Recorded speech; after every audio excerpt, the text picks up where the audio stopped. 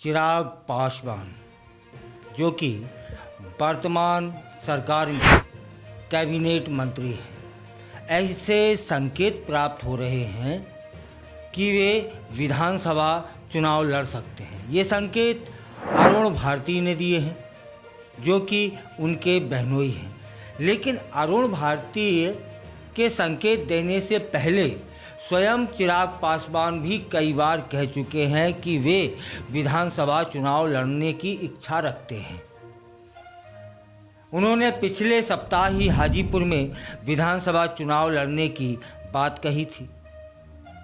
आपको जानकारी होगी ही कि वर्तमान सरकार में, मतलब एनडीए सरकार में कैबिनेट मंत्री हैं चिराग पासवान, और बिहार विधानसभा चुनाव लड़ने का मन बना रहे हैं। चिराग पासवान के बाद उनके बहनोई अरुण भारती ने भी संकेत दे दिए। उन्होंने तो यहाँ तक कह दिया कि चिराग को किसी सामान्य सीट से चुनाव लड़ना चाहिए, क्योंकि चिराग पासवान का दायरा कोई सीमित नहीं है। इससे पहले चिराग पासवान स्वयं कई बार कह चुके थे कि वह बिहार विधानसभा चुनाव लड़ना चाहेंगे। पिछले सप्ताह ही संकेत दिए थे। और अरुण भारती, जो कि उनके बहनोई हैं, ने सोशल मीडिया प्लेटफॉर्म एक्स पर लिखा, क्या लिखा कि जब नेता पूरे बिहार का है तो सीट का दायरा सीमित क्यों।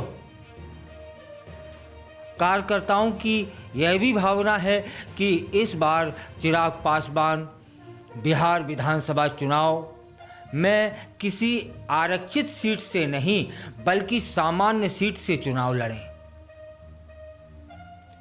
अब क्या होगा, यह तो समय के गर्त में समाहित है। फिलहाल संकेत तो मिले हैं, और इस समय हाजीपुर से सांसद हैं चिराग पासवान। तब क्या कैबिनेट मंत्री रहते हुए वे विधानसभा चुनाव लड़ सकते हैं? प्रश्न ये बनता है।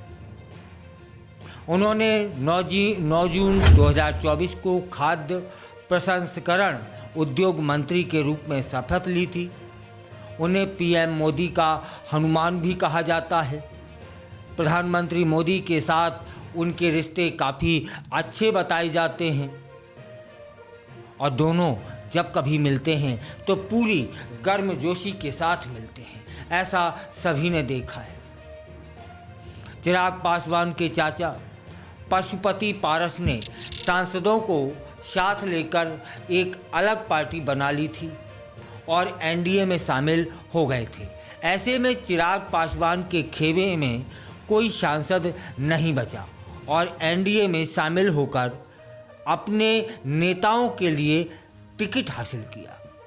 इसके बाद जनता के बीच वे पहुंचते हैं और अपनी पकड़ बनाते हैं। पार्टी के 5 उम्मीदवारों को जीत दिलाने में भी उनका बहुत बड़ा योगदान माना जाता है। एनडीए गठबंधन सरकार में उन्हें मंत्री पद भी दिया गया। अब वह प्रधानमंत्री मोदी के करीबियों में से एक हैं।